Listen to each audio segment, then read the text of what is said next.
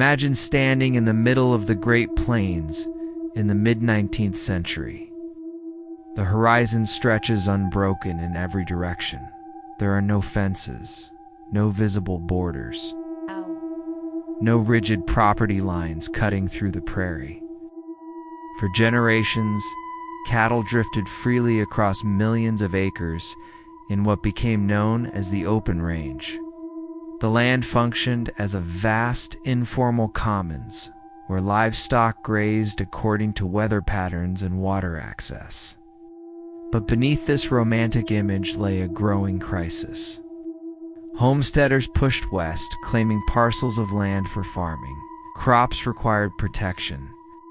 Wheat could not survive under the hooves of wandering cattle, yet the Great Plains presented a harsh geographical reality. Timber was scarce. Traditional wooden fencing was prohibitively expensive and impractical across vast, treeless expanses. How do you protect private crops in a land built on shared movement? How do you mark ownership? Welcome to Western Tales Official, where we examine the forces that quietly reshaped the frontier. In this episode, we investigate how a simple invention transformed freedom into fracture. Homesteaders grew desperate. They dug trenches, stacked sod walls, and attempted primitive hedges.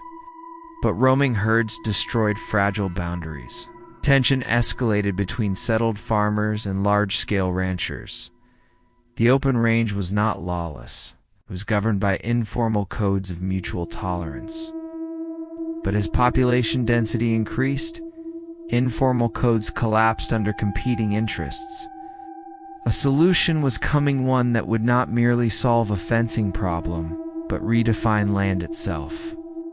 Before we move forward, subscribe to Western Tales Official if you value historical analysis. In 1874, an Illinois farmer named Joseph Glidden patented a design that would change the West forever. His winter barbed wire used twisted strands of steel to lock sharp barbs firmly in place. Earlier fencing experiments existed, but Glidden's design combined durability, simplicity, and affordability. Steel thorns spaced at calculated intervals created both physical and psychological barriers. Livestock that pressed against the wire felt immediate pain and quickly learned avoidance. The brilliance was not brutality, it was efficiency. It solved the plains' timber shortage with minimal material. Spools could be transported easily and stretched across miles of open terrain. Mass production reduced costs dramatically, turning fencing from luxury into necessity almost overnight. Ranchers initially dismissed the innovation as impractical.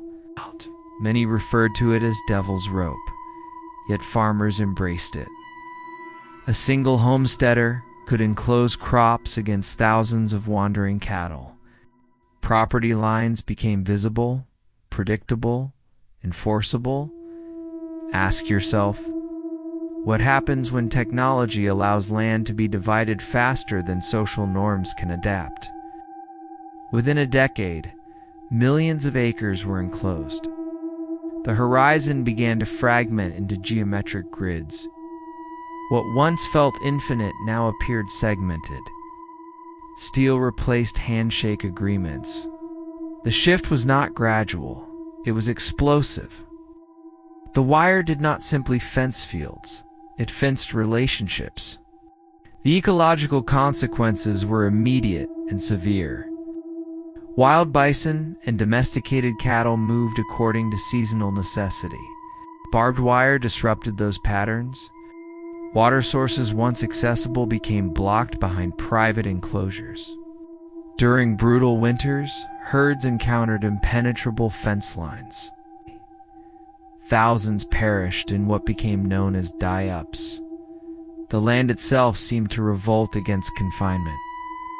Ranching transformed from nomadic herding to fixed management. Ownership replaced mobility as the dominant value. The open range required cooperation. Fenced land demanded enforcement. Even territories like the Texas Panhandle saw rapid enclosure, fundamentally altering cattle economics. Large ranching conglomerates began fencing vast territories, sometimes illegally claiming public land. Smaller ranchers and cowboys who relied on open grazing found themselves trapped between steel lines. Ask yourself whether freedom can survive when movement is restricted. The wire did not discriminate between cattle, wildlife, or tradition. It imposed geometry upon nature. Resistance was inevitable. In the early 1880s, tensions erupted in the Texas fence-cutting wars. For free grass ranchers, fences symbolized economic strangulation. For homesteaders, wire symbolized protection.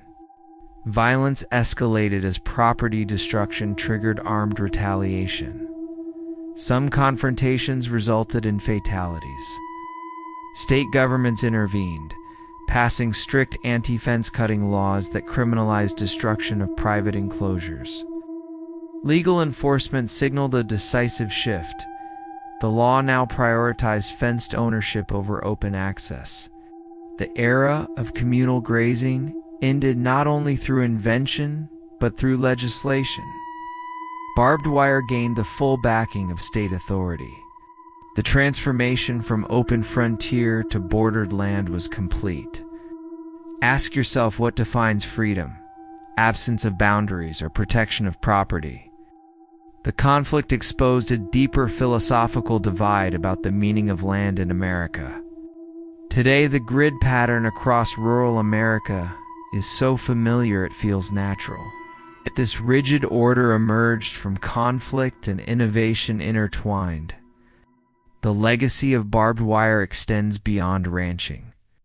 Modern geopolitical borders, wildlife management debates, and land conservation challenges echo the first enclosures. Ecologists now struggle to restore migration corridors disrupted over a century ago.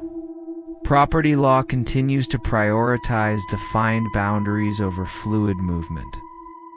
The barbed wire curse was not mystical, it was structural. A simple twist of steel resolved one crisis while creating another. The open range ended not with dramatic gunfights, but with quiet installation of wire across the horizon.